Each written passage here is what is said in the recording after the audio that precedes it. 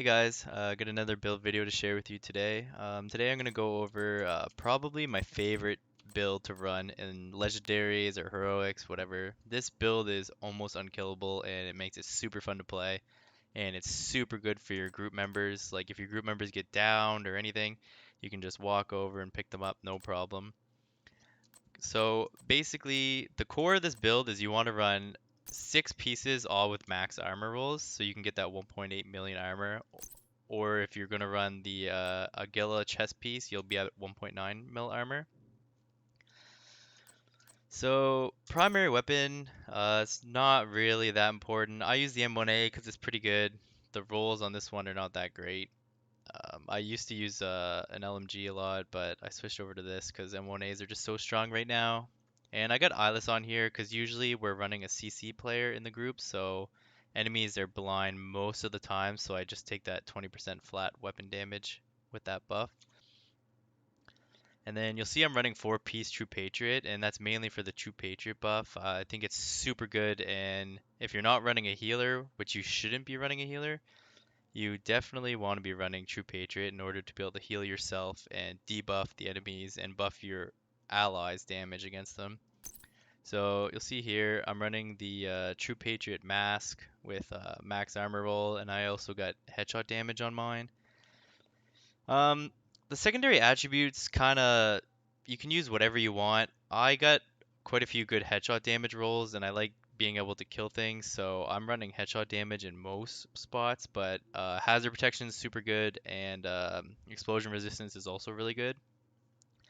And you'll see here I'm running protection from elites gear mod. Uh, you can run either protection from elites or you can run incoming repairs to buff your true patriot heal.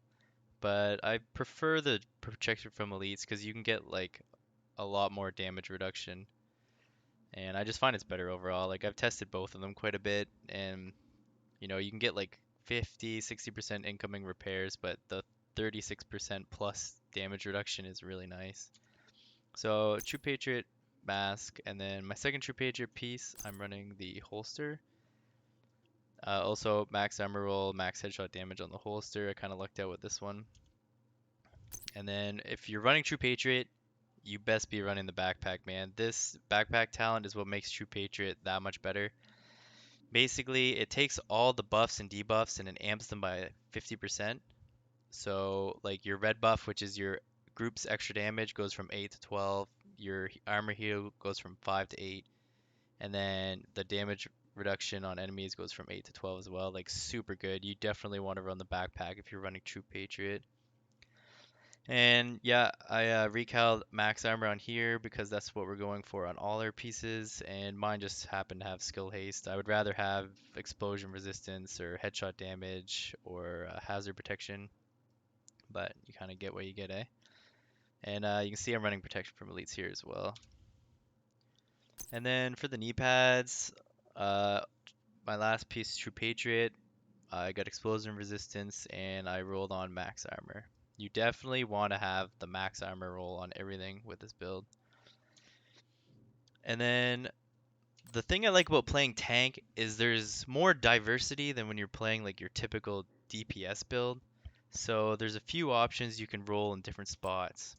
So I'll start with one of those options. One of the options I really like for legendaries is Sweet Dreams. I always run this on any build with no damage. It is amazing to be able to kill a purple rusher, or if you have to flank the enemy and kill a purple medic, like it's such a good gun.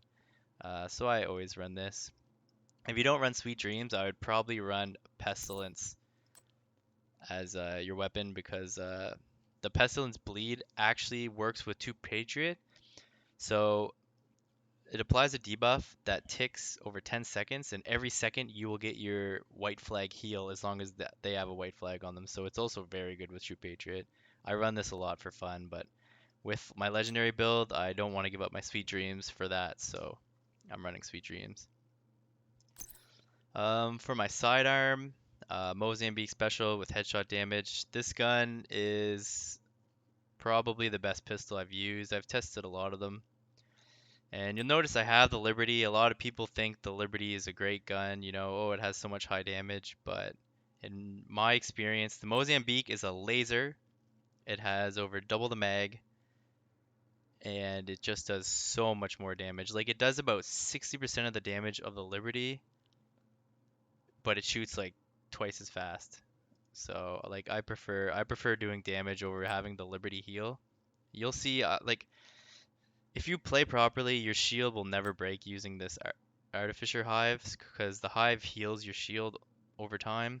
So you really don't need the Liberty, and the Liberty handling is just awful in my opinion. I really don't like it. So let's get into the last two pieces. This is kind of where the preference comes in. So for chest piece, you can either run the Tardigrade, which is the exotic chest plate, and basically this is like a weaker version of Unbreakable, but it's for your entire team, so it's super good. And it's 45-second cooldown, which is not too bad. And mine rolled, I got like 5 or 6 of these, so I'm wearing my best one right now.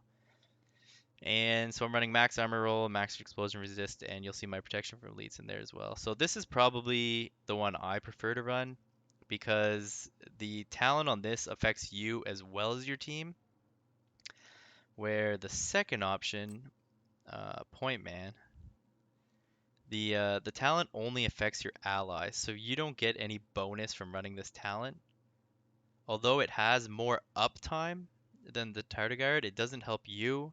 And if you get in a situation where you die, usually your team's gonna die, unless your CC player's, on the ball. So, but you shouldn't be dying ever with this build if you're playing properly. So you can also run the point man. It's kind of up to preference. The main thing with running point man is you want to make sure you pay attention to your Vanguard buff, and as soon as you can rebuff your teammates, you want to put the buff on them right away, so they can get that bonus armor. And this will also give you the 5% total armor, which is an extra 100k. So it's also a very good option. And then the last piece of the build is the gloves. Um, I I'm running the Motherly gloves. These gloves are awesome. So the big thing that makes these gloves so good is the 20% skill health is multiplicative to your shield health. So you'll notice once you put these gloves on, your shield will go from like 13 million up to 16 million. So it's like a big increase to your shield. And a lot of people don't know this, but I actually rolled mine with repair skills. I rolled quite a few of these trying to get a good one because you have to recalibrate your armor on here. So basically whatever you roll in your third slot is what it is. You can't change it.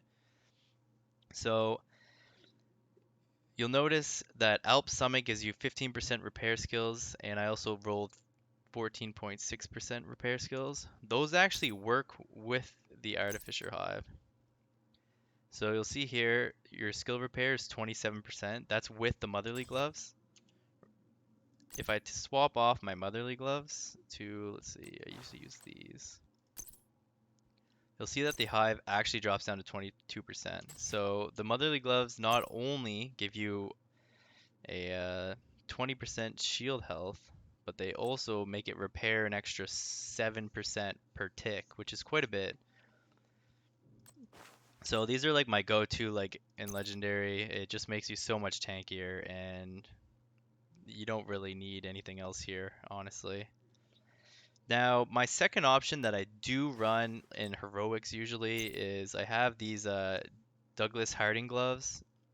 So I'm running Technician, so I don't need to have 6 armor rolls. I can run 1 piece weapon damage.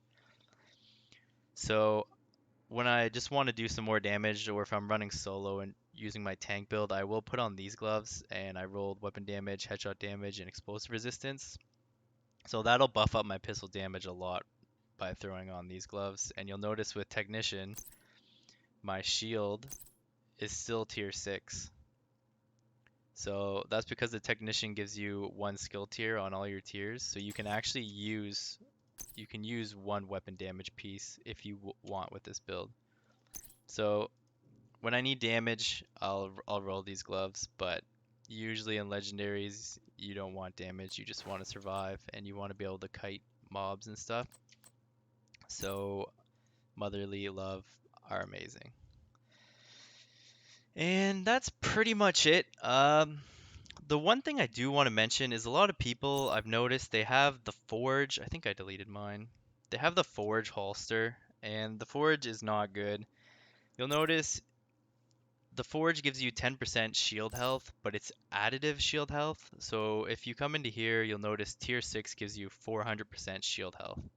So if you run the Forge holster, you're getting 410% shield health. So you'll notice that you're really not getting that much extra health on your shield.